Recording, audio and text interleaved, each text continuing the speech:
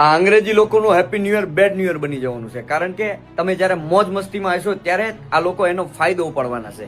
અને આપણા સરકારે પણ આનું એક સર્ક્યુલર જાહેર કર્યું છે, જેમાં તમારા કોઈ પણ મિત્રો સગાવાલા 12 વાગ્યાને 1 મિનિટની વાર છે ને ત્યાં તમારા બધાના મેસેજ આવશે. આનો એ લોકો ફાયદો ઉપાડવાના છે. જેવા તમારી અંદર મેસેજ આવશે એટલે તમે કાંઈ પણ વિચાર્યા વગર મેસેજને ખોલશો અને ડાયરેક્ટ તમારા મિત્રોને ફોરવર્ડ કરવા માંડશો. તમને કોઈ પણ મેસેજ આવે તો એની પાછળ જો ડોટ કરીને એપીકે કરીને હોય તો એ ફાઇલ તમારે ખોલવી નહીં.